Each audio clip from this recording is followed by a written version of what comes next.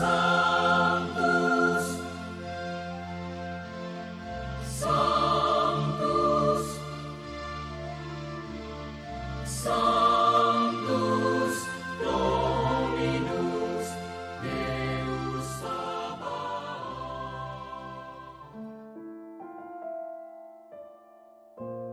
Bapak, Ibu, dan saudara-saudariku yang terkasih dalam Tuhan kita Yesus Kristus, salam sejahtera untuk kita semua. Berkat Allah yang Maha Kuasa senantiasa menyertai kita.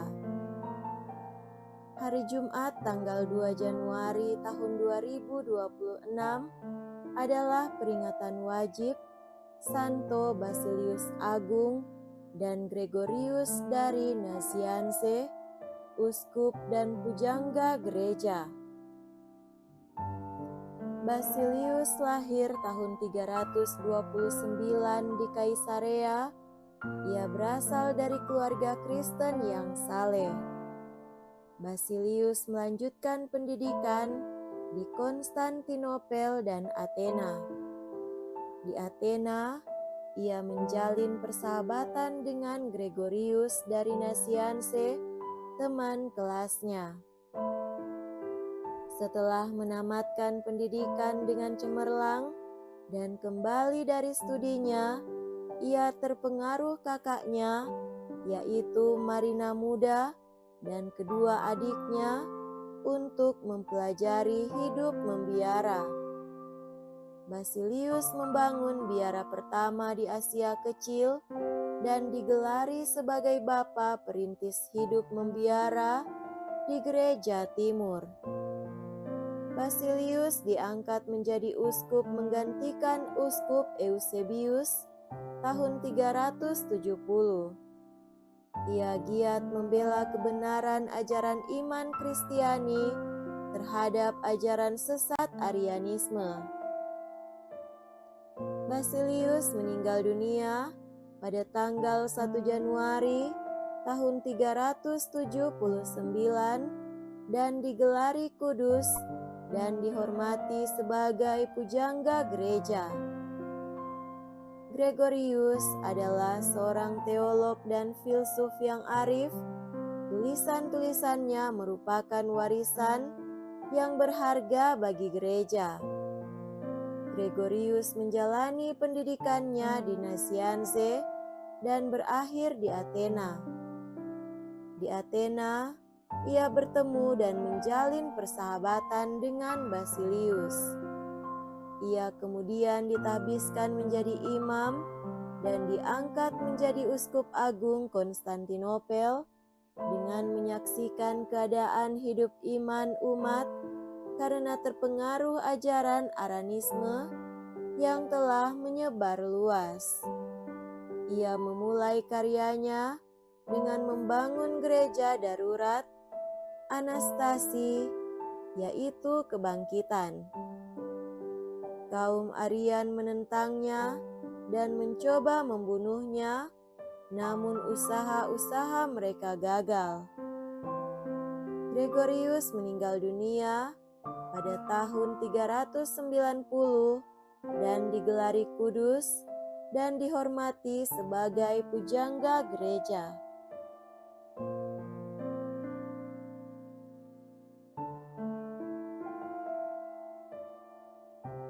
Marilah kita mendengarkan dan merenungkan bacaan-bacaan kitab suci. Dalam nama Bapa dan Putra dan Roh Kudus. Amin. Bacaan pertama dari surat pertama Rasul Yohanes, bab 2, ayat 22 sampai 28. Anak-anakku terkasih, barang siapa menyangkal bahwa Yesus adalah Kristus, dia itu seorang pendusta. Dan barang siapa menyangkal baik bapa maupun anak, dia itu adalah antikristus. Sebab barang siapa menyangkal anak, ia juga tidak memiliki bapa. Barang siapa mengakui anak, ia juga memiliki Bapa. Dan kamu, apa yang telah kamu dengar dari semula, itu harus tetap tinggal di dalam dirimu. Jika apa yang telah kamu dengar dari semula itu tetap tinggal di dalam dirimu, maka kamu akan tetap tinggal di dalam anak dan di dalam Bapa. Dan inilah janji yang telah dijanjikannya sendiri kepada kita, yaitu hidup yang kekal. Semua ini kutulis kepadamu, yaitu mengenai orang-orang yang berusaha menyesatkan kamu. Sebab di dalam dirimu tetap ada pengurapan yang telah kamu terima dari Yesus. Karena itu, tidak perlu kamu diajar oleh orang lain.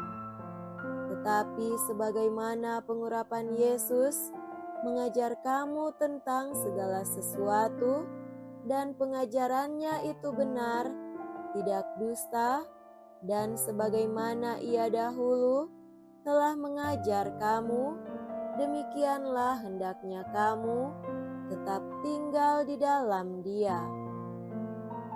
Demikianlah sabda Tuhan. Syukur kepada Allah.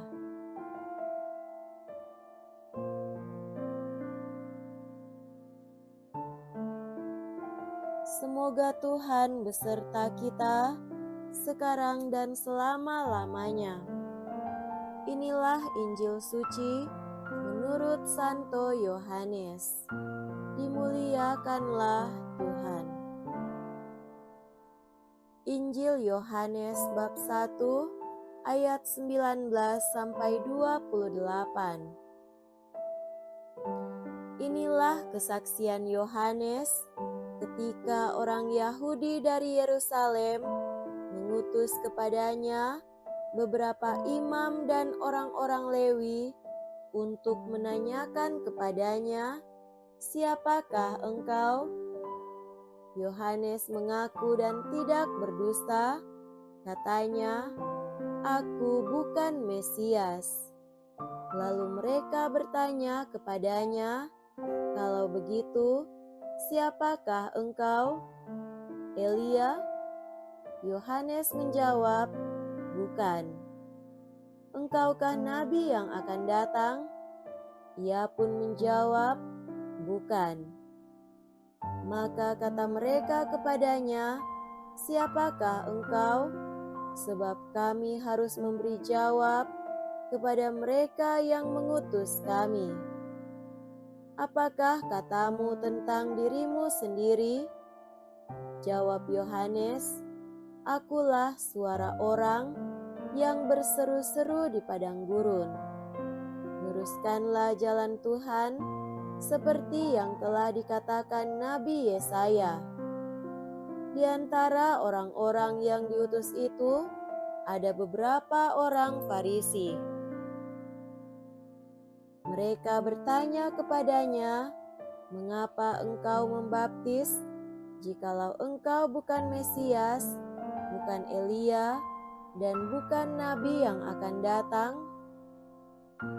Yohanes menjawab kepada mereka, "Aku membaptis dengan air, tetapi di tengah-tengah kamu berdiri Dia yang tidak kamu kenal, yaitu Dia yang datang kemudian daripadaku. Membuka tali kasutnya pun aku tidak layak." Hal ini terjadi di Betania yang di seberang Sungai Yordan, di mana Yohanes membaptis orang. Demikianlah sabda Tuhan. Terpujilah Kristus.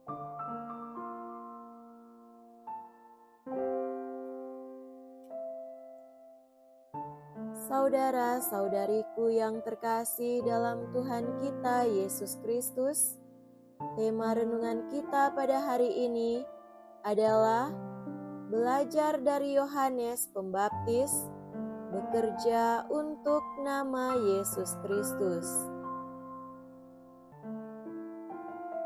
Hari ini umat beriman Kristiani di seluruh dunia memperingati kedua tokoh iman teladan dalam gereja, yakni Santo Basilius Agung dan Santo Gregorius dari Nasianse. Gereja mensyukuri, menghormati, memperingati, merefleksikan, dan belajar dari iman, kesaksian hidup, dan partisipasi mereka dalam pelayanan. Seperti Yohanes Pembaptis, kedua tokoh ini tidak mewartakan keunggulan diri mereka. Ketika orang Yahudi bertanya kepadanya tentang identitas, kuasa, dan pewartaannya, Yohanes Pembaptis dengan tetap rendah hati mengatakan bahwa ia bukanlah Mesias, ia hanya bekerja untuk mempersiapkan kedatangan Mesias. Akulah suara orang yang berseru-seru di padang gurun, luruskanlah jalan bagi Tuhan, seperti yang telah dikatakan Nabi Yesaya. Aku membaptis dengan air, tetapi di tengah-tengah kamu berdiri Dia yang tidak kamu kenal, yaitu Dia yang datang kemudian daripadaku. Membuka tali kasutnya pun aku tidak layak. Yohanes Pembaptis tidak sekedar membedakan dirinya dengan Kristus. Ia menjelaskan tugas, misi, pengabdian, komitmen, iman, dan penyerahan dirinya dalam pelayanannya.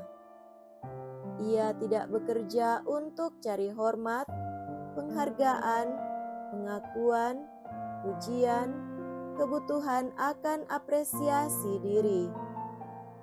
Ia tetap menjaga hati, motivasi, niat, komitmennya untuk jadi pelayan dan pemberi kesaksian untuk Tuhan yang lebih besar dari dirinya.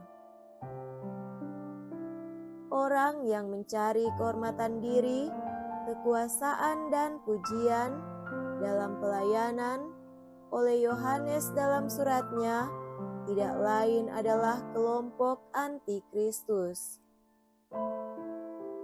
Kelompok yang melawan Kristus dan mengambil alih tugas misi Kristus itu untuk diri mereka sendiri.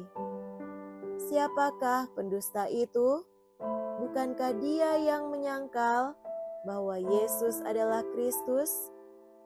Dia itulah anti-Kristus, yaitu dia yang menyangkal baik Bapa maupun Anak.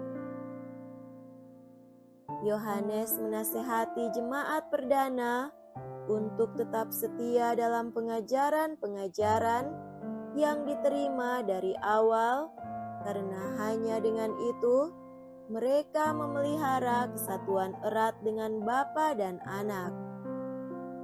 Ia menasehati mereka untuk mewaspadai penyesatan. Ia mengingatkan bahwa justru dengan pengurapan yang telah diterima, mereka harus tetap setia pada pengajaran iman yang benar yang mereka terima dari awal. Yohanes mengingatkan mereka bahwa salah paham, pemahaman yang menyimpang dan berusaha menonjolkan diri sendiri dan percaya pada pengajaran-pengajaran baru yang menyesatkan dan untuk kemegahan diri sendiri, itulah yang berbahaya.